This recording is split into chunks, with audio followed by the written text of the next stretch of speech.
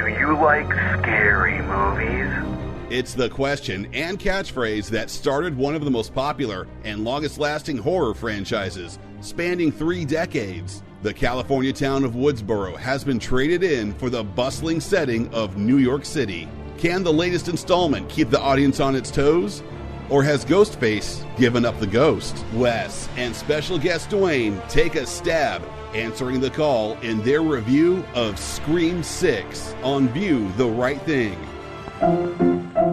Let's all go to the lobby. Let's all go to the lobby. Let's all go to the lobby to get ourselves a treat. Hey, welcome back to another episode of View the Right Thing. And this is a pretty special episode because the guy that was just talking before me at the beginning of this episode is here to talk with me now. Hi, Duane. Hey. How's it going? Here we go. I'm really excited. So am I. I know that a few months ago you asked, like, hey, do you want to be on the podcast sometime? I was like, sure. And I thought something was going to be inevitable. And I'm like, wait, you did the Die Hard episode without me. How dare you? And so here we are. So you said it was a special episode. And really, they're all special episodes. But this is special because you're here. Aw, shucks, buddy. Thanks. But yeah, no, I'm here to rock this out. I love it. I'm stoked. You should be. So anything you want to, before we jump into too much stuff, do you want to like talk about who you are or what you do? I mean, you've got like a history in radio, you do our intros, anything you want to share, or how long you've been doing radio stuff? I was doing radio stuff, professionally for, technically 10 years. I did it for 5, but it was all part-time and not really going anywhere because terrestrial broadcasting is not much of a thing anymore. It's really hard to break into the industry. So I was like, oh, what do I do? I got to switch gears here. And you were like, hey, I'm leaving my job at Microsoft. Do you want to take over? I'm like, sure. So I left my radio job and my part-time warehouse job. I got a full-time gig. So I had a regular schedule and a social life for the first time ever. Woo! And so it was nice to do that. Now I work for Meta, at least for the time being, until next month, and we'll see what happens when they swing the axe again. So it's there's a bit of a tension going on with a lot of nervousness. So we're gonna see what happens. So just that makes every day fun, as if they were. Yeah. I have one of your VR headsets. I have a Meta Quest 2. Sure. For swinging the old baseball bat around. And how what's your batting average like? How's that working out for you? It's garbage. Yeah. Not good. But I can imagine mine would probably be terrible as well. It will get better. I went and did a coaching lesson with a former ball player, and he took me into the live batting cage and threw balls at me for an hour, and like he would do like 8 to 10 pitches, and then he would be like, okay, this is what I want you to do now. And then he'd throw 8 or 10 more pitches, and then he'd be like, okay, let's try this. And then he'd throw just for an hour. It was just tweak. And then of course I did tweak my back. So I've been taking a little bit of a rest, trying to recuperate a little bit, but I think I'm almost back to where I need to be. And I'm going to get back on the VR train here. And then I also have, like a booklet of tickets at the local like batting cage. It's like less than a mile away from us. So. Oh, nice. Very not bad. Yeah. So yeah. That's what's going on in my world. I don't know much. Yeah, not much for me either. Like I was actually looking to move closer to work, but now with the work thing probably in the balance, I got to sit back and wait for my lease to expire and pay month to month until I figure out what's going on. Sure. I'm actually we're gonna be recording another special episode very soon, in about a week, but it's not gonna come out for a month or two. Beat is the one and only darling Beat is going to be in California, and we're gonna get together and we're gonna record an episode. She'll be in the room with me for the first time, so I'm really excited about that too. Oh, killer! That's gonna be that'd be nice. Just and I would say, like, are you going to record an episode immediately after? Immediately after what? After you watch your movie, whatever it is that you're watching. Well, I don't want to say what it is. I will say that it's going to be a long extra special episode, and it's regarding a series of films. So we've already been doing a lot of work on that. We've been doing a lot of the watching already. So, right. Okay. So yeah. So I know what you're getting at, because you've told me already, but I'm gonna be mum about any details. Sure. Yeah, I think I know what you're getting at. Yeah. You're not going to jump into the recording booth right away and start working on it. So I get it. You got to let it sink in for a little bit. Yeah. This was a big undertaking. I'm really excited about it, though. I can't wait to share her reaction to everything. That was sort of the joy of doing this series of movies, was getting to just like have her in my ear and hear her gasp or get angry or sad or whatever. So that was a lot of fun. All right, looking forward to it. Yeah.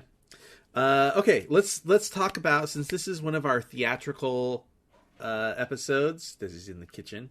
I just need to get some ice cream. Ice cream, get that ice cream, girl. Let's talk about trailers. Did you get any trailers that jumped out at you? Well, the one thing usually I'm looking at my AMC app, because I went to an AMC theater, and usually they're really good about showing the trailers that were in front of your movie, but they didn't do it for that one. But for the last couple of movies, like I've seen them. So I did see a trailer for The Blackening. I haven't seen that trailer yet. Looks pretty funny. And then there's also Air, which has been in front of some other movies as well. Sure. Well, tell me about the Blackening. The Blackening. What is that The Blackening. That one is about, it's kind of, think of it as like scary movie, as sort of like, well, I wouldn't say it's just a scary movie, but it's like a serial killer stalking this black family who are taking a vacation in a cabin in the woods. So it's like a slasher film, but a comedy, but it's like a all black cast, and so they kind of poke fun at like some of the tropes of horror films and how they, how blacks are kind of treated in horror films, and some of the gags of like, hey, I'm not the first one to die, and that kind of thing. So yeah, it definitely looks pretty amusing. Yeah. All right. What else did I see? Guardians of the Galaxy Volume 3. That's in front of everything. There was, I think there were like in front of this, there were like, I think like 3 Red Band trailers, which is pretty rare. Yeah, I only got 1 Red Band trailer, I think. There was Renfield. You know what? We did get that. We did get that. I think I turned my brain off because I've seen it so many times now. Right. I think I've seen it like I've seen it like 2 or 3 times at least. Evil Dead Rise. That was another one. That Red Band trailer with the big chunk of head, the big chunk of skin. Yeah. Yeah, scalp. Yeah, that's pretty nasty. And then I think the other one that I can remember offhand was Mafia Mama. There's a Red Band trailer for that?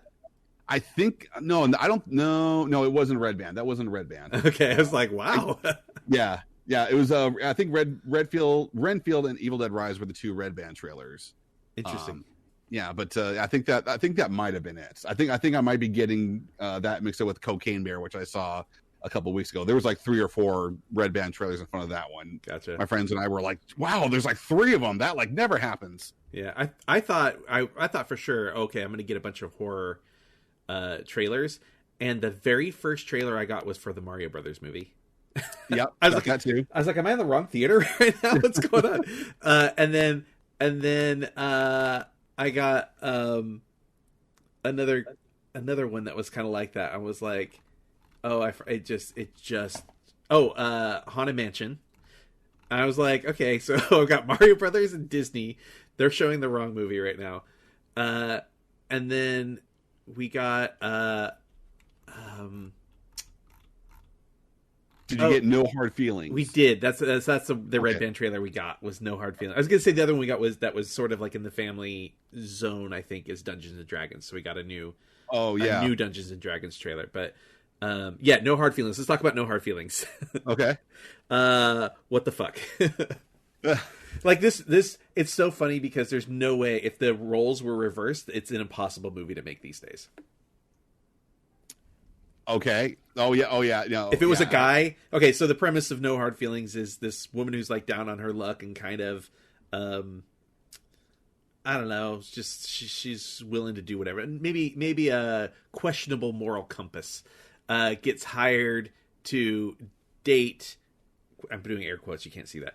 To date this rich couple's son, and by date they mean date and have sex with.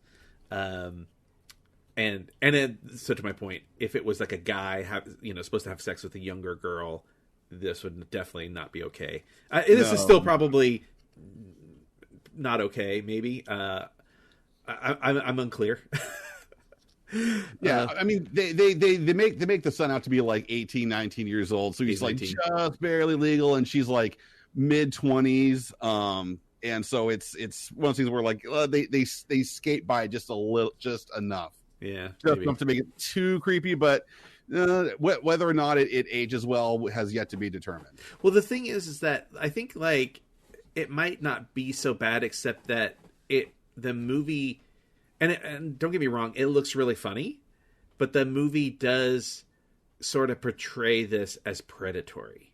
And it'd be one thing if it was just, oh, she's gonna go on these dates with this kid and whatever. But this is like, she's got to like work to like trick the kid into it. And that's where it's like sort of becomes this like, maybe this isn't okay. But I haven't seen the movie, so I don't really know if that's just how the trailer looks to me. And I just find it immensely enormously hilarious that it's starring Academy Award winner Jennifer Lawrence. Yeah. Who is doing this. And this is like not necessarily a project you would see an Academy Award winner jump to. No. So yeah, it's something that's definitely outside of what you would consider her wheelhouse. But hey, maybe she's wanted to do like a raunchy comedy, and she wants to do what she wants to do. So there you go. Yeah, well, it's got Natalie Morales in it, who doesn't do a lot of stuff. She directs now, and I thought that was interesting that she's in there. But this is the guy. So the guy that did this did a famously bad movie, Year One, about cavemen. But he also did Good Boys, which I thought was pretty funny, and kind of in the same like area of being questionable. It's like young kids dealing with things that young kids are worried, are concerned about or interested in, but also like filthy mouthed, putting them in really like bad situations where they're getting in fights with grown-ups and stuff like that. Maybe for the shock value, but he also created like, I don't know if you ever saw Hello Ladies on HBO. I did not. He created Bad Teacher, and then he did a bunch of stuff. I think he directed and wrote a bunch of The Office. So he's got he's got a pretty good like comedy pedigree, excluding Year One. But so like I'm sort of like, I'm willing to maybe bite the bullet and kind of see where this goes, because again, I haven't seen the movie, and sometimes you get one vibe from a trailer, and it turns out that, like, you see this all the time with like Marvel. The fragile fanboys go, oh my god, this happened in the trailer, and blah blah blah blah. This can't happen with this character. This character would never do. And it's like, well, you haven't seen the movie. You don't know what the context of the scene is yet. So, like, there was I remember when the Captain Marvel trailer came out, and people were freaking out that she punched an old woman. And I'm like, clearly she's punching an old woman. There's going to be a reason behind that. Like, calm down. Let's see the context of it. And sure enough, there's, context matters. So. Naturally. Yeah. Anyways. So do you think you'll go see No Hard Feelings? Probably. Yeah. I mean, I think ultimately that one might come down to like if the reviews are pretty decent, but if it's like nonstop sex humor, like maybe. Yeah, I mean, I'll wait and see what people have to say about it. I think it's one of those things where like I'll see what the reviews have to say, what my friends have to say, and then I'm like, all right, I'm gonna go see it. Yeah. All right. Okay. So we got a new Dungeons and Dragons trailer, and I came home because I thought it was a really well done trailer, and it made me even more excited for that movie. And I came home and I looked everywhere online for it, and I still cannot find this version of the trailer. Have you? I haven't seen it, but I definitely like. I picked up the. I know that the guy who does the voiceovers Yeah. for like for the trailer spoofs, like he did the voiceover for it. Yeah, Yeah. yeah. I was like, why isn't this version of the trailer out? Because it's fantastic. This is a great trailer. They have a great scene where they're like talking to a dead guy, and it's hilarious. I think I noticed that I don't even know if it's I didn't even see like the green band like this preview approved, like it just started like right away. It was like Chris Pine right there. So this is like some sort of like, and it wasn't even that long of a trailer. I think it was fairly short. It looked like it was, I don't know. It wasn't like a standard trailer. That's all I can think about it. Yeah, I don't know. I know the scene where they talk to the dead guy they put online, so that scene is out there. But, Okay. But the rest of that trailer with all the voiceover stuff wasn't there, and I was like, And I did. It's weird because I found a trailer that was released at the same time they did release the international trailer, and it's different. It's not the same trailer. Doesn't have the scene with the corpse, and it doesn't have the voiceover guy. I was like, what's going on? Ah. Yeah, I thought for sure they just release everything online these days, but Well, apparently not. I guess not. Yeah. Any other movies you're looking forward to? Oh, speaking of Dungeons and Dragons, I've been trying to stay away from saying what we're going to see and talk about on the podcast, but we have advanced screening tickets for Dungeons and Dragons, so we are going to be doing a podcast episode, and it will actually come out on the day that the movie comes out. So, oh, dope! Yeah, pretty excited about that. All right, I'll be ready for you. Oh yeah. By the way, Dwayne, I need you to do a new intro. I'm going to write that one down. All right, ready to go. All right, Dungeons and Dragons. All right, just let me know who you're seeing it with, so I can give them credit. I'll let you know a little closer too, because things sometimes get in flux. Like with this movie we're about to talk about, things kind of went in flux with who was doing the podcast. So I'm sorry. So any other movies that are coming up imminently that you're excited about? I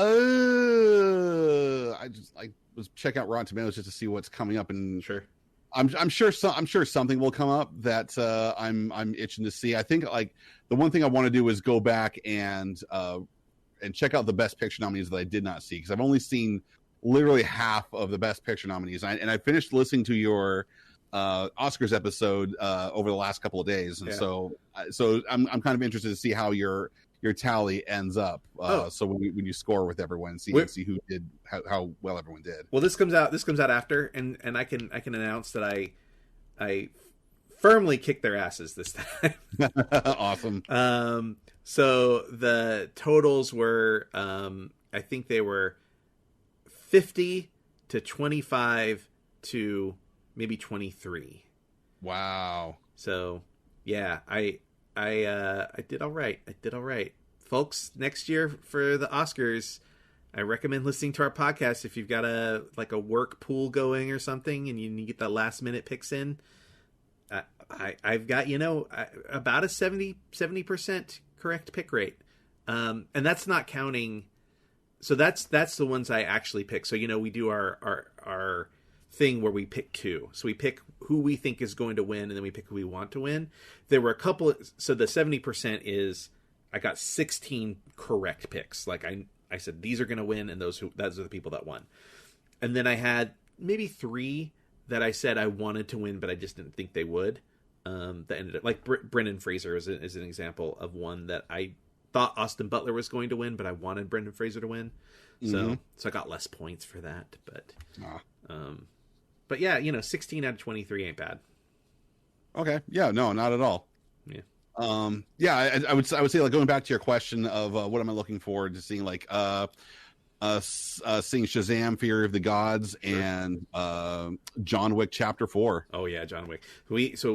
I've been discussing a lot with Alexis, because she's sort of the main going to the theater person now and co-host, and so it's there's usually like one movie that I'm like, okay, this is the movie that I'm picking. I want us to see this one. And then the second movie of the month, I started to just go, okay, here's what's out. What do you want to see? Because I feel like it's only fair. And so, the first month I picked Ant-Man. I was like, Ant-Man has to happen. Yep. And then this month it was Scream. So I gave her choices for Dungeons and Dragons, and so I gave her choices for that week, and she picked Dungeons and Dragons. And we kind of agonized over, and we have been agonizing over what's coming out. John Wick 4 is one of those that's sort of like, oh, do we do this one or do we do Dungeons and Dragons? And I think one of the reasons we chose Dungeons and Dragons was, one, we could do this whole see it a week early, but also she hasn't seen all of the John Wick movies, so she's like still having to go back and rewatch them or watch them. So this just was easier, I think. But are you familiar with A Good Person? It's coming up. No, I'm not. That's Zach Braff's new movie, and that was going to be on our list, but I think it just the timing. We shifted some things around, and so the weeks that we're doing episodes, I think it's not quite going to work out. Okay. But yeah, A Good Person looks pretty good. It's Florence Pugh, and I think Morgan Freeman is in it. And it's, one of those like thoughtful indie Zach Braffy kind of things. It will look very familiar when you see the trailer for it. Okay. All right. So that's coming up. And then of course Mario Brothers is coming up. I might hold off on Mario Brothers. Really? Yeah. I mean, I do like animated films, but I'm much more of a Pixar kind of guy. And I mean, as much as Mario Brothers does evoke a lot of memories of playing Nintendo, way more than I should have during my youthful years. I don't know, like it's just I don't know if I'm just feeling like too old for it, or whether maybe like it's a little too silly. But yeah, I don't know if I'm feeling it. So like if you end up seeing it and you really, really love it, and if the reviews are really, really good, I'll probably break and go see it. So I would say it's not one I wouldn't say no to if it comes to a streaming service that I subscribe to, but I don't know that I'm going to go out and pay money to see it, unless it's like a Tuesday showing when it's like cheap. Yeah. Then I might go see it then. I'm pretty excited for Jack Black in it, which is weird because I'm not a Jack Black guy. Like I'm not a fan of his. But like I don't know. I feel like the stuff I've seen that he's done in it sounds really good. So I'm moderately excited for Super Mario Brothers. Actually, what's that? Would you say that you're cautiously optimistic about it? I'm pretty cautiously optistic about it. Yeah. Okay. Illumination's got a pretty good track record too, as an animation studio. So, true. Like you say what you want about Minions, but like all those movies have done pretty well and they've been pretty solid. So, but you know what movie is coming out that I was really excited about and I'm cooling off hardcore on? Little Mermaid. Oh, okay. I was really, really excited about it. I'm all for like Black Ariel, like get it. But all of the underwater stuff that's like bright and colorful, the effects look terrible. Okay. Like bad animation. I saw a shot, I think it must be from like the Under the Sea moment. And like the whole mermaid is CG, and it just looks like her facial expression is weird, and just all that stuff just looks really, really strange. And I don't know. I think I just expected more out of Disney. But Melissa McCarthy nailing Ursula in the trailer.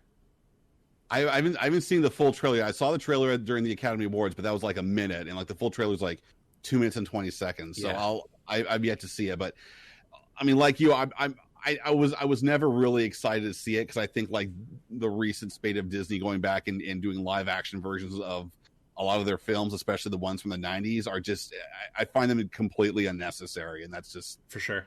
To me, it doesn't really. I mean, especially like in the way of like the Lion King, because it was that was like perfection in the 90s, and like how can you it was still animated as good or if not better? And like one of the big limitations was that with animation you can use the characters to express through their eyes, but CG, like you just can't do it because they just look like cat's eyes and they don't really emote at all. Yeah. And it just, and they're just the movies that they've done so far, they're fine, but they're more of like, you don't really need to see this. Yeah, it's weird. I think there must have been some sort of like, hey, these Broadway musicals did really, really well, so we should do movie versions of those. That's the vibe I get, more so than just like, oh, we're just doing live action versions of these, because Aladdin did really, really well on Broadway. Beauty and the Beast did really, really well on Broadway. Lion King did really. That's the vibe I got from at least the initial sets of movies they did. But yeah, there's something that just doesn't translate very well, and I felt like they missed. And I love Beauty and the Beast, the animated one. It's of the princess films. It's like my favorite one, and I like all of the actors that are in the live action version, and they all sing fine. But there's just some like bit of like grandeur and magic that's missing from it, and I think like. I wonder if there's a misunderstanding that seeing those things in person is sort of like awe-inspiring, but having a screen, like when it's just movie magic, it's I don't know, maybe not as impressive. For sure. So I don't know. Yeah, I'd probably say like the one I haven't seen it, but from what I understand, like the live action version of Pete's Dragon is actually supposed to be really, really good. Oh yeah, it was fine, but it's not a musical. Yeah. I mean, I think that was probably like the first one. I think that might have been like Disney's kind of dipping their toe in the water to see like how can we do this to bring back a classic and do it as a live action kind of thing. So like I could see like something going like really deep in their catalog for something like that. But like the '90s animated ones, like they were generally like perfection, and I just thought it was really bizarre that they were going back to the well, like relatively so soon. Over the last decade or so, and just kind of rehashing stuff that we've already seen. And again, like for the most part, like they're fine, but it just doesn't really bring anything new to the table. Sure. So that's just, I mean, it's just the way I see them. I'm sure they all have their fans of whatnot, and that's fine. But just it's more like we can do something new, right, guys? I actually kind of liked the Lady and the Tramp that they did. They released that on Disney Plus during COVID. That's right. Yeah.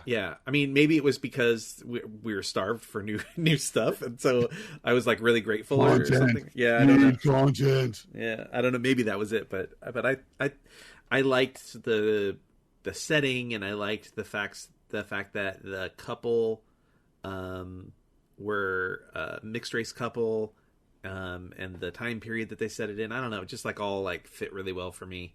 So I liked it a lot. All right. What's not to like about dogs? Like they used all the dogs they used in the movie were shelter dogs, which I think is pretty great. Nice. Yeah. So, anyways, all right, let's stop talking about Disney because we're here to talk about horror. Going from one extreme to the other, let's do it. Okay. So we saw Scream 6, and definitely more of a continuation of Scream 5 than it was the rest of the Scream series. I feel like. I mean, there's definitely connections to the rest of the Scream series, but this more closely relates. And heads up, we're going to spoil stuff. So we're going to spoil everything. So if you haven't seen Scream 6, pause, go watch it, come back. So the number one question, first, as always, Duane, did you enjoy this movie? Did I enjoy this movie? Now, the thing is, I'm not generally like a horror person. Sure. I know that's a little bit more up your alley. Like you're much more of a horror guy than I am. Sure.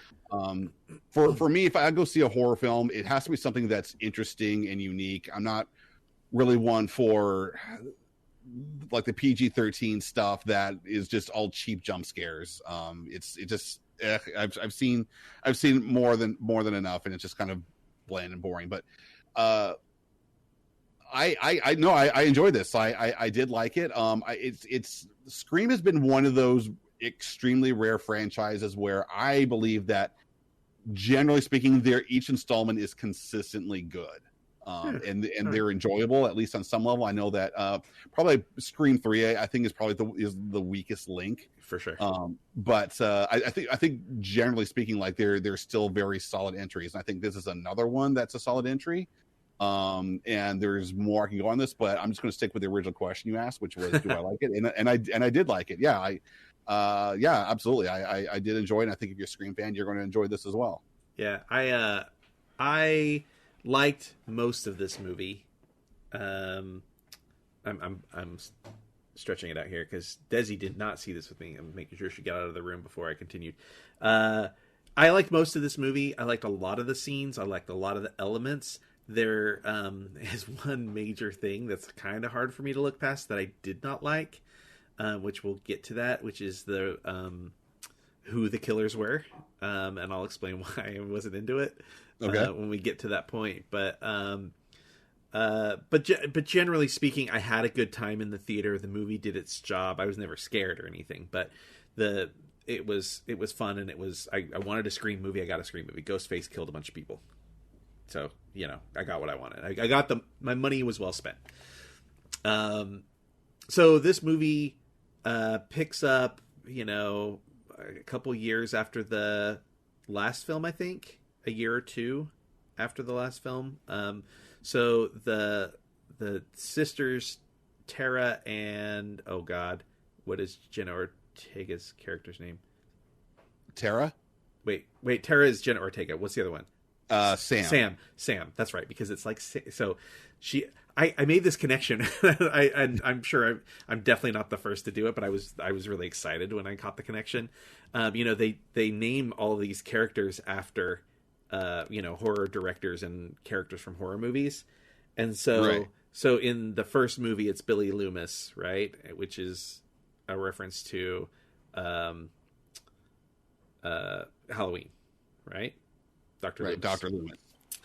And then the sister's name in the new series their last name is Carpenter, which is reference to the great John Carpenter, who did the Halloween films. So again, that Halloween connection. However, they chose to name the lead character Sam. Do you know the reference there? Is it Sam Raimi? No, so it's more than just her first name. So her character's name is Sam Carpenter, but what we learn, again, spoilers, from Scream 5, is that her real father is Billy Loomis. So that kind of makes her last name Loomis. So that would make her Sam Loomis. Okay. Sam Loomis is one of the main characters from the original Psycho. Oh, okay. Which was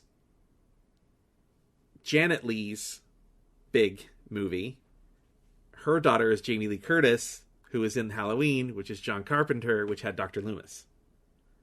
Got it. Yeah. That's kind of a cool, weird connection, right? It gets really curvy there, but yeah, it all comes around. So yeah, I think naming her Sam was super intentional. I wouldn't doubt it. No, for sure. But anyway, so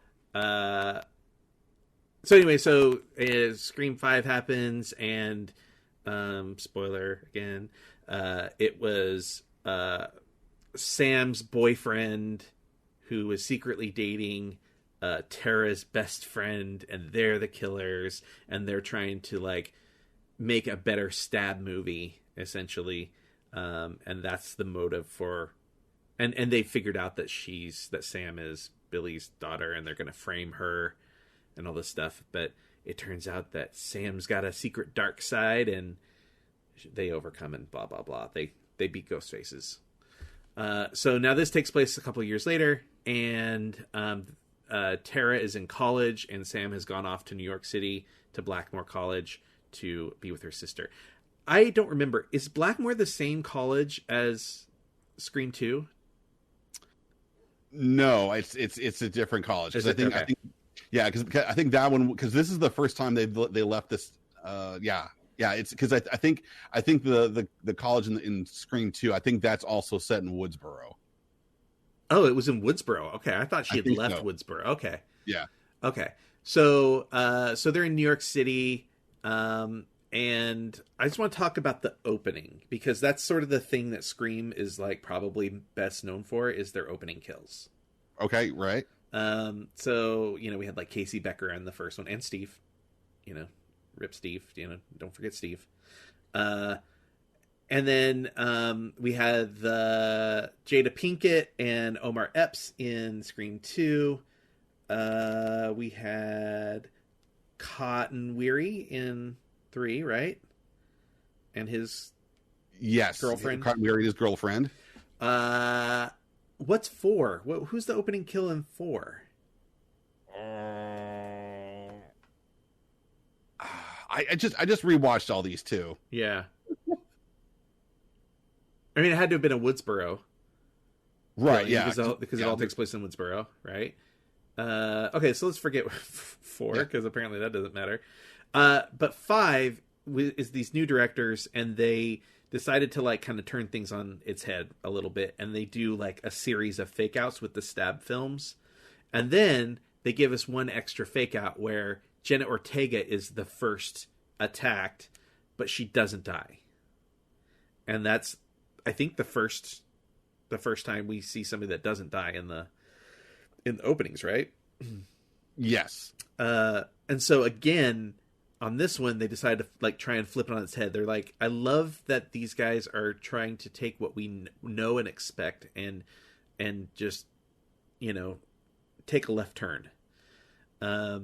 So we get this film professor who's like out to meet a guy, and she basically gets lured into an alley, and it's Ghostface, and the Ghostface kills her. And then I'm sitting there in the theater. I don't know how it was for you.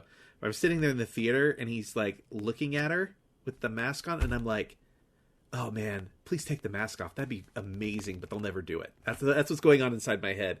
And then he takes the mask off. Yeah, and I was like, who the fuck is this guy? You know, like I was like expecting some like, oh, because they're taking the mask off, it's going to have to be somebody we know. And then it's like, no, I have no idea who this guy. I mean, I know he's Flash Thompson from the Spider-Man movies, but yeah. So I was extremely happy and totally baffled all at the same time. How did that play over for you? Yeah, I think in a way I kind of saw it coming, because like the only thing that I knew about this going in was that based on the very, very scant reviews I read, that it quote unquote oh shoot, what's the phrase? It's not going to be what you expect. Yeah. There's definitely, yeah. So I thought it was very strange that for a moment, like he's standing over her body and he's kind of taking it in. I'm like, oh, he's going to remove his mask, and this is going to be where you get to see the killer ahead of time. But there's going to be a twist later on, and sure enough, there is. Yeah. So yeah. So it subverts your expectations of what's going to happen. Yeah. So that was the phrase I was looking for. Yeah. Well, and it's interesting. So you were like, you were kind of like prepared for that already, I guess, to have the mask taken off, and sort of the twist. Which the twist is that him and his partner get murdered almost immediately. That it's interesting because I didn't pick up so much on that, and granted I didn't read anything ahead of time. I didn't pick up on that so much. I mean, I was really excited, and I think I must have instinctively felt that it was going to happen, but I didn't like pick up on it. But what I did pick up on was the killers at the end of the movie. And I've heard a lot of people say they were really surprised by the killers at the end of the film, and I don't know. Maybe we can talk about that again in a minute, but remind me. I want to ask you more about like. I guess I could ask you that question now. Were you surprised at all by the reveal of the killers at the end of the film? I think the one thing that surprised me was that there was 3 of them. Yeah. Because like there's always 2, or with the exception of Scream 3, which only had 1. But yeah, to have 3, like, oh, so this is like another twist that they throw at you. As far as determining who it was, no, not really. I mean, that's one of the great things about the Scream movies is that you're always guessing up until the very end, up until the reveal. So to me, I did not anticipate that they would be the killers, because up until then, you're like, it could be anyone. So yeah, I did not see it coming. I kind of had it figured out. And not because I'm like super smart or watched a lot of movies or anything. I don't know. I felt one I wasn't okay. I wasn't sure that they would do more than 2 killers, but I had a feeling. And that's actually from the trailer. I got this weird like cult of Ghostface vibe from the trailer, and so I was sort of like expecting, and knowing that they had to like raise the stakes a little bit, I was sort of expecting more than 2. I was actually expecting maybe more than 3, to be honest. But who it turns out to be, I was just kind of like, yeah, I kind of figured that already. We'll get more into it because I wasn't like 100% on it. But we'll get into that. Let's talk a little bit. Are there any things about this movie that like jumped out at you that you really loved or didn't love? I would probably say like the thing, like it was something that I didn't really think about it until I was on the commute home today, and it has to do with the ending. And I don't know if we want to skip ahead to the ending so fast. Yeah, let's just do it. We can jump around. Okay.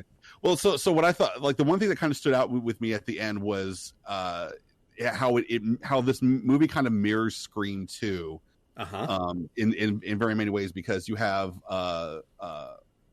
the niece of what is it? Where is he? Hold on, I got IMDb open, so I'm like trying to get names because like over the series, there's like so many names. Like, wait, who am I talking about? Oh, Randy's.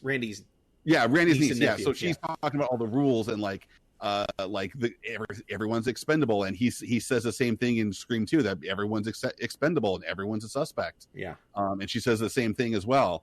And I think like the ending as well, where both endings took place in a theater, and the killers were avenging relatives of someone that the heroine killed in the previous film. And that was the problem for me. Okay, so let's just say so the killers in this are the police detective whose son it turns out to have been Richie from Scream 5, his other son, and his surprise daughter. Yeah, Ethan and Quinn, who we think is dead. Yeah. And that's the part that I wasn't 100% on. I was expecting more than 2, and I had figured, I knew it was going to be the police officer. I had a feeling about Ethan. But I wouldn't say I was 100% on Ethan, but I had a feeling about Ethan. I was 100% on the police detective. And I actually sort of was expecting like some bigger twist for the third person. Like it was either going to be somebody else from the past. So what I didn't know for sure was that Richie was that guy's kid. But I knew the moment they had a main character who's an adult, I was like, oh yeah, they're in on it. like they're a part of this. Cause one, this is so out of the ordinary for this franchise, but also the only time we've ever seen this before was in Scream 2, which takes place at a college. And right. Yeah. It's just like, I'm all for like going home again. Like I thought the reveal in Scream 5 that they were in Stu Macher's house, they do that like really cool, like the camera like zooms out of the house, was like awesome. Oh yeah, such a great reveal. Like I'm all for going home again in a series, but like you can only do it so much. And this just felt like a little bit more of a rehash than I wanted. But I did think like the deaths were kind of inventive, and I liked the fact that they did some stuff in daylight. They did. I think it's fucking genius that it takes place at Halloween. I think it's awful that they didn't release it in October. Like I don't get it. I don't get why movies do that. Like just release the movie in October. It'll do even better. Like we want money now. That's the reason. I know, that's crazy. It's just so crazy. Because even when it comes out it's gonna come out on video in like a month. So it's like they're not even gonna like reap the rewards of October later on. So I don't know. Well, if you want to get if you want to get those Paramount Plus memberships up, then that's how you do it. Yeah, I guess so. But yeah, anyways, I thought it was really smart they did Halloween, but yeah, I just was kind of on the end, and then when they like quote unquote revealed that Kirby was in on it, I was like, no, she's not. No, she's not. Yeah. No. I don't buy it for a second. So yeah, I don't know. That's where I'm at. That's the part that I'm like, I have a hard time looking past, is like sort of feeling like they had an opportunity to do something like really different, and it didn't feel all that different. Like adding another person doesn't feel that different to me. Okay. I think like if I were to pick at things that I know that there's some fans that threw a tantrum that Ghostface used a shotgun, and that was something that threw them off. And I'm like, it was a moment of opportunity as far as I'm concerned. Like it was something that it was almost like out of a video game that you pick up on site and use it as a tool. It's not something that becomes part of his arsenal. He goes back to the knife. Yeah. Also, who gives a shit? Yeah. Billy had a gun in Scream 1. They had a gun in the last Scream movie. Like, it's not their main weapon, but they those characters held and used guns. So, like, who gives a shit? Yeah. I mean, doesn't Randy get shot in Scream 1? Oh, Randy gets shot. Did he? Yeah, I think so. Yeah. Randy gets shot in Scream 1. So, like, give me a fucking break. He can have a shotgun every once in a while. Like, who cares? Oh, and one correction before we go forward. Going back to Scream 2, they attend Windsor College, which is not in Woodsboro. It's actually in Ohio. Ohio. Oh yeah, you know. Yeah, so yeah, California, Ohio, that's close enough. Yeah, sure. I think like the one thing that one of the things that kind of bothered you was like how they're kind of going back to the well a little bit more than once. Yeah. I think like the one thing that like bothered me that I kind of rolled my eyes at was at the very end where after all the mayhem and such, I'm like, okay, so apparently people can survive 24 stab wounds to the chest and stomach and survive no problem at all. Oh, a knife to the throat, and yeah, exactly, yeah. I'm like, apparently stab wounds aren't really all that big of a deal when it's a 6 or 8 inch big hunting knife, no big deal. So yeah, just we're talking about Ethan? multiple stab wounds and being able to get up after just resting for a moment and not bleeding out is apparently a thing that can happen in real life. So wait, are you talking about the main characters who get stabbed and seem to be okay, or Ethan? I think everyone like even like Tara like she gets a knife to the stomach and he twists the blade. Yeah, and she just like ends up walking out of the theater, just like clutching her stomach, like no big deal. I thought she got stabbed in the back. The medic put some gauze on it and she's fine. Yeah, I thought she got stabbed in the back at one point too. Yeah. Oh yeah. She was making out with Chad, and then she gets a knife in the back, and it has. Yeah, again, she's able to, like, it doesn't sever a nerve or anything or sever any muscle groups where she's hanging on to her sister from the balcony. So, yeah, and she's able to grip that knife and drive it right into his mouth, no problem. Yeah, and then he's fine. Yeah, he just gets up and screams, and then a TV drops on his head, and there you go. I do understand though there is a reason why he came back for that last moment, and that's about the conspiracy that I do want to talk about, which is the Stu Macher conspiracy. I was going to ask you about this. I was hoping this would come up. Yeah. So there's this sort of like conspiracy that Stu Macher from the first film is still alive. Like, some people think that like he was put in an institution secretly by his parents or whatever, and that he's maybe been orchestrating a bunch of these things from, beyond the grave. And my understanding is that they added the last Ethan thing with the TV being dropped on his head because they wanted to show that it would kill somebody.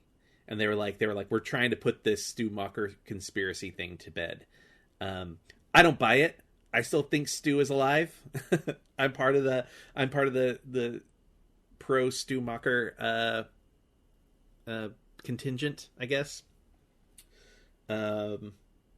What are your thoughts or questions about that? What do you want to talk about? No, I as far as I'm concerned, like Stu is dead. Stu is dead. You can't. I don't know how you would be able to. At the end of the first movie, authorities show up, crime scene, bodies are inventoried, and he's put in a body bag and taken to the morgue. He's dead. Like if he's alive at any capacity, you can't really bring him back and have everyone be like, oh, he's still alive. How's that possible? Like it would absolutely be known that he is alive and alive. The authorities would absolutely know, and it would be like you really have to have his parents or somebody be extraordinarily well connected to be able to cover that up. Well, they were rich. And not to mention that he was stabbed in the side, he was bleeding out, he gets a television dropped on his head, and a CRT TV like the glass. I mean, that's heavy duty stuff. Okay. I mean, even from like a couple feet up, like that's enough like to crush your skull. Like, no, he is very, very dead as far as I'm concerned, and I don't see a plausible way for them to be able to bring him back and expect that he's been this puppet master this entire time. I just don't see it. Okay, let me give you the counter to that.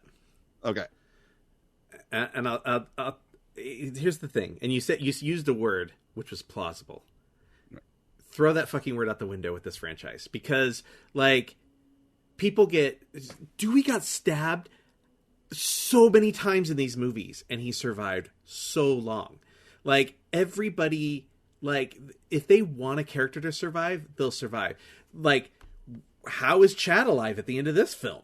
That doesn't make any goddamn sense. It doesn't, and that's the thing that rolled my eyes. I'm like, really, this guy's alive after all that? Ugh, so that's okay. So that's what I'm saying is like any semblance of like, it's like they kill a killer and then he gets back up at the end or whatever. It happens in 1, 2, and others.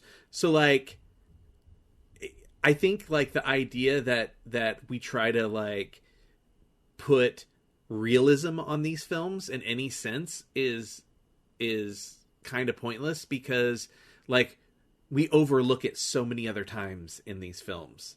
So like, why couldn't we overlook that?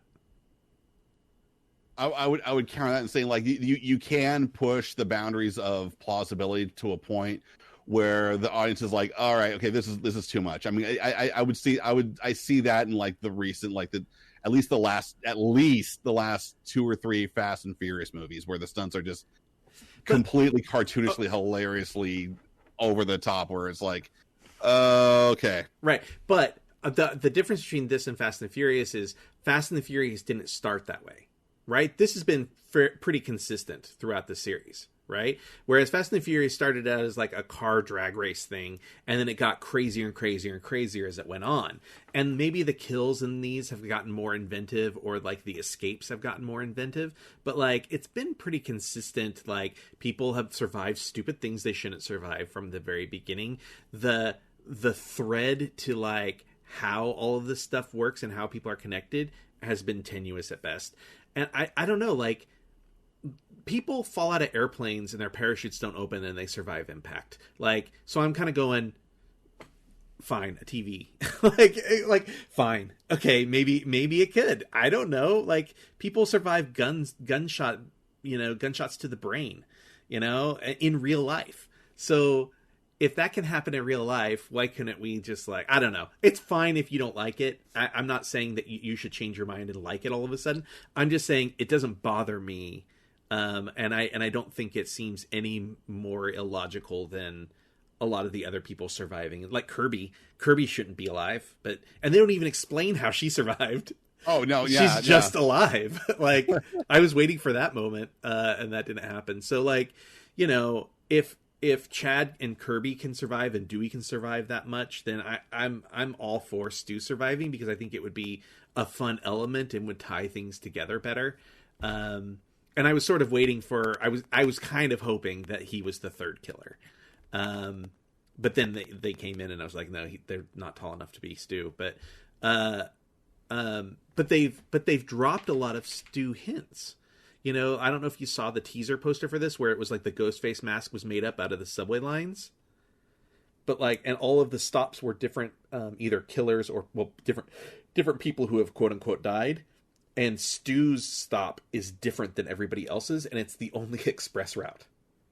And it's like, why did they do that? Like, there has to be a reason, right? Like, maybe it's just to confuse us and make us like talk about it. Maybe. I mean, that's genius. But maybe they've been planting seeds. Hi, Walt. They've been planting seeds all this time, and maybe Stu's, maybe, like, I'm okay if he's not like the mastermind of the whole thing, but like, I'd be okay if he came back for another go at, he brings Sydney back and he goes for another go at Sydney. Like, I'm totally cool with that. I would say if that's the case, I would say that would probably be like the last film of the franchise. Like that's the way that you would have the franchise go out. It's definitely got to be Nev Campbell's last one, right? Yeah. If she comes back. Yeah, if she comes back. But, you know, like, I can see the studio, like, going, we don't need Nev Campbell. I think that's something that I wanted to bring up is like, I'm fine with her not coming back. Like, I like, in a way, it'd be cool to have Sydney come back, but I think they've kind of passed the torch on to Sam and Tara, and I'm totally good with that. Would you rather had Sydney or Gale in this movie? If you had to pick one, who would you rather have, Sydney or Gale? I'm probably going with Gale on this. Oh, I'm diehard Sydney. That's so funny. Oh yeah, I mean, Sydney I kind of get, but at the same time, like, there's not there would need for her a reason to come out, and I don't think there's not really much of a strong enough reason for her to come out. And she like she said, like, she's enjoying her happy life, she's getting her happy ending. As far as she's concerned, like, let the police handle this. I've been around the block way too many times for this. I'm not getting myself involved again. She's on her, like, her 6th or 7th life, and if she's a cat, she's got 9 lives left. So let's not push it too far. She has 9 kids. 9 movies. Well, at the rate they're going, I'm sure they will have 9 movies. Well, okay. Let me give you my argument for why I like Sydney in this franchise. At least with this storyline with Tara and Sam. She is the antithesis to Sam, right? Like her. What I think is beautiful about Sydney's story is she moves on by helping other people. Like, that's her thing. Is like she writes this self-help book. She helps run or works for a self-help line for, like, domestic violence and stuff. So, like, this idea that she took this trauma and turned it into a way to help people, I think is, like, really beautiful. And Sam is sort of the opposite of that, right? Like, she's taking this trauma and she's internalizing it and using it to, like, inflict violence. And I think it could be really interesting if we could get that, like, and I think they kind of, like, toyed with that a little bit in 5, but not very much. This idea that, like, Sydney could help her in a way besides helping her stop Ghostface. To help her in a more meaningful way. So I'm pro Team Sydney, and fucking pay Nev Campbell. Like, this franchise is nothing without her. So yeah, exactly. And, like, I found it bizarre that they weren't willing to pay her. Like, this franchise prints money. Just write another 0 or 2, and everyone's happy. Yeah, it's crazy. It's crazy. Any other things that you liked or didn't like? Didn't like. Gosh, I'll tell you a couple. I think it's okay. Go ahead. I love Sexy Neighbor Guy. Okay. One, I really like that actor. Loved him on Chicago PD. Loved him in She-Hulk. And I'm blanking on what his name is, but Dara. Yeah. He's great, and I really like his character, and I'm glad that he wasn't a killer. I'm pro Chad and Tara. I'm into that. But the next movie, one of those kids is gonna die. They have to die. One of the, like, I like this, like, core 4 idea, but it means there's no stakes, and the fact that he survives by the end of this film, him and Mindy both survive, was just kind of like, eh. Yeah, I would probably imagine that Mindy's going to go next, because she's sort of like, I mean, she's her uncle's Spectre, and like he knows all the rules, she knows all the rules, and for her to be eliminated raises the stakes for the others, because now they don't have their guide with them, and so they don't know what the next steps are going to be a lot murkier for them to go through. Yeah, maybe. I don't know. I like Mindy a lot. Of course, I'm a movie nerd. It killed me when Randy died in the second one. He has, I think, the best line delivery in the entire franchise. Which, I mean, outside of, what's your favorite scary movie, which is, like, iconic, right? But, like, in part 2, like, Ghostface, like, zings him, a little bit, and he goes, fuck you. And it's like the funniest line delivery I've seen. It's hilarious, man. I love it so much. I looked at some of the trivia for Scream 2, and he's walking from film class. He has like that British accent, and like he was interviewed on a podcast later, asked a few years ago, and asked about it. And he's like, I don't remember why I did that accent. I just did it for some reason. So it's like just really funny. Yeah. Jamie Kennedy, weird dude. I was gonna say, so let's talk a little bit about the Meek. So, I heard a theory, and I think this is just purely a fan speculation, but I kind of think it's kind of a funny idea, that Randy dies in the second one in the news van, right? Yeah. And there's this whole like running thing with the cameraman, the new camera guy, and he like leaves and then he comes back, so there's a theory that because he was part of stopping this whole Ghostface thing and he came back to help Gail, that and then at the end of the movie, he hands her the microphone and all that stuff, right? That because he was around, Randy's sister would have shown up because, to like get his belongings and things, and that they met, and he is Chad and Mindy's father. Oh, okay. Which I think is a really interesting idea. Oh, a funny tying of things together. Interesting. I also heard another theory recently, since we're on the topic of like Scream conspiracy theories, and I really like this, and I'd be kind of into it. And this would maybe help explain how Stu could maybe still be kind of hidden away, or like have some help still out there. That maybe there was more than 2 ghost faces in the first film. And that one of them was a woman, because there is the scene where they're all watching the horror movies. Randy's they're at the house party, Stu's house. Yeah. And he's laying across his chair, and there's this girl in blue in front of him. And so I've heard a couple different theories, but the thought is, so she gets up to like go get a beer or something, and then everybody's like, "Oh, there's a body hanging from the goalpost. We got to go check it out." And they all leave the house, right? Oh yeah. And you see all of the teens leave the house from the outside of the house. Like I think maybe that's when Sydney shows up or something. I think that's when Sydney maybe shows up and they see everybody leaving. Anyways, she is not among the people that leave the house. And so there's some thought that maybe she was in on it with everybody, or with Billy and Stu, and she was hiding in the house still when all the shit went down, and that maybe she's been like helping Stu on the outside. I don't know. It's a little thin, but I kind of like the idea. There's also it does sound kind of paper thin. Yeah. There's also a theory that I think maybe she or someone else in that scene is Sam and Tara's mom, and that their dad is also in that scene.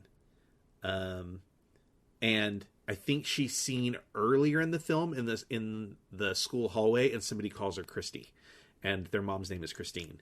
And so there's some thought that maybe that's a connection there too. Obviously, she was friends with Billy and Stu because she slept with Billy. I don't know. Who knows? Just fun speculation. Yeah, I mean, it's conspiracy theories can be in cases like this can be amusing, but it's as long as it doesn't get to the point where like it's almost like obsession. Because at some point, it's fun to speculate, but sometimes like maybe your theory's not right. Yeah. Well, I mean, I like to hear fan theories, and I even like I like to buy into some of them. Game of Thrones was like that for me, where I was like reading a lot of like what people were saying online and being like, yeah, oh, that's totally going to happen. And then of course, none of that stuff happens. That happens a lot with MCU stuff also, where it's like when they deviate from the comics, it's like, oh yeah, I know it's going to happen. Then it doesn't happen. But there was something else. Somebody thinks that the lesson that we got from Randy, so like, they're following the first two movies so far. So if they follow the third movie was Randy saying that the third film is always about the past coming back to bite you in the ass. So that's another like theory thing to think about. So like, how does that apply? Do they stick to that rule since they've kind of stuck to rehashing the other two? So there's a theory that it will have something to do with the mom. Maybe she's either the killer or maybe she's the first to die in the new film. So that they find her mom and then all hell breaks loose. Yeah. I don't know. Yeah, they I'm sure without question that someone at Paramount's like, all right, we got number one this last weekend. If they got ideas for a new one, here's a bunch of money. Go make a new one. Yeah. Okay. So since we talked about all that stuff and I just said that, let me throw this out there. If that girl is Christine, is the mom in that scene, and let's say she is in cahoots with Billy, or she knows that, what they did was a confidant or whatever. And if Stu is still alive, she could be the first to die because he's like tying up loose ends to like finish this whole thing off. Got it. Okay. Maybe I could. Yeah, I do. I wouldn't see it in. Well, let's see. Let's see where. So I would say, like, do you feel like since Sydney's not in this, would you say that this could possibly be the first in a new trilogy because we're kind of like passing the torch to Sam and Tara? No, I think 5 was the first of the new trilogy. Okay. Because that was Sydney's role. Because like, again, saying like they didn't really get much help from Sydney in that, but I think it was enough to like pass the torch. And they did it in Stu Macher's house, that where the first movie ended. So I think that was the first of the new trilogy, if it's going to be a trilogy. So this new movie 6, I think, is the second film in the trilogy. Okay. So part 7 would be the possibly the final for this one, but then again, Scream 4 wasn't, it was like its own thing. Like it was a continuation of the trilogy. So it was a tetralogy. Sure. A tetralogy. I like it. So yeah, I mean, as long as people are coming to the theater and shout their cash, of course they're going to greenlight something new as long as they have some story ideas that are worth exploring. I think the directors fight to get Sydney back in, but I think the studio goes, I don't think we need her because we made more money with this one than we have any of the others. Yeah, I could totally see that happening, which is dumb. Yeah, but I bet the directors fight for her. Yeah, if they're able, because you dig in heels enough, like eventually they'll capitulate. Like, all right, fine, you can bring her back. Here's another couple million. Give her whatever she wants. Okay, let me talk about one other thing that I'm like kind of about with this film. Is just remembered it. Gail, like, how do you feel about how Gail turns out? Like the fact that she survives this whole thing. Because I'm hardcore. What was that? I'm hardcore about it. Okay, so when you say do you mean like you're indifferent one way or the other? I'm a little disappointed. I'm kind of like, we don't need her. Like, I kind of feel like they're in a way like they're kind of maybe clearing the slate. So you don't have Sydney, although that's more of a page speed kind of thing. And Gail, I think, if she died in this movie, then you kind of clear the slate a bit though. But then again, like the rules of going back to the original characters from the first one, because of the requel rules. I mean, she could die. I mean, that follows like Luke Skywalker, as she mentions, dying in The Last Jedi. So she could be like that legacy character that passes away. I guess. Yeah. I don't know. So yeah. I mean, like, I know a lot of fans were really upset that Dewey got offed in number 5. But I can kind of see that coming though, because like, again, like there's only so many bullets you can dodge. Well, for Dewey especially. What was that? Dewey especially. Yeah, I mean, after being stabbed so many times, yeah, at some point, you know, like, yeah, it's going to be game over at some point. So yeah, like I kind of would, I wouldn't mind seeing the board swept and having new pieces put into play. I mean, Gail and Sydney have been there from the beginning, and like if Sydney's going to come back, I would say like have her come back for like the grand finale of all of it. If Stu does live and he's been pulling the strings on some level at some point, then I'd say have a face off between Stu and Sydney, and let that be the end of the whole series if it comes down to that. Yeah. All right, I'm into it, but I don't know. What if it was just the end of the series as we knew it, and they continued on with new stuff, or just with Tara and Sam? Like, what if it was just a definitive end to Sydney's character? You know, like that, and Gail, and the, you know, I don't know. I don't know. Like I think like if Sydney doesn't come back, I'm fine with it. I don't want to lose Jenna Ortega. Like, she's so good. No, I wouldn't want her to be gone either, though. But I think just in terms of like, I think like when Sydney comes back, like I think it was either in 4 or 5, like Nev Campbell wanted to be made known that like her character is not to die. And so I don't see her coming back to have her character die. I would expect her like come back and just kind of have like have her have a platform where she can take her bow, and then have her character slip away and not have to be involved with the franchise again. So I see possibly that happening, because they like you do want like that character to continue on and have her happy ending as she wanted it to happen. Yeah. Well, bottom line is, I want more Scream movies. Well, I'm pretty sure you're going to get them, whether you. So you're going to get them or not. Yeah. For better or worse, they're going to keep on coming. So, like again, like I said at the top, they're consistent. Like generally, they're consistently good. Yeah. And so I think they're in good hands. I think like especially with Wes Craven passing away several years ago, like the two guys who've taken over, like they've actually done like surprisingly well. It's not a cheap cash in. They're very thoughtful and they're very deliberate in their planning of how this movie goes. So I think they've done like really, really well. And Kevin Williamson as a producer, like he's kind of keeping them on track. Yeah, I agree. I like that they're taking what we know about the franchise and our expectations, and for the most part trying to play with that a little bit. They're using that to create tension, and they're using that to, like, again, like with the opening kill of this one, do some things that are a little bit different to just like at least make us question whether we know what's going to happen, even if at the end of the day we're like, oh yeah, I'm on this already. They're at least making us question it initially. So yeah. So. And I kind of question, like, it's. I think at the same time you don't necessarily want to rush into another sequel, because there does come a point where when you're trying to either bend or break these rules, you run out of rules to bend or break, and that's when you kind of start stretching it, and it starts kind of falling apart, and that's kind of one of my concerns. Yeah, no, you're not wrong. Star Wars is a great example of they sort of show that happen a little bit, so. I get it. All right. Well, any last thoughts about Scream 6?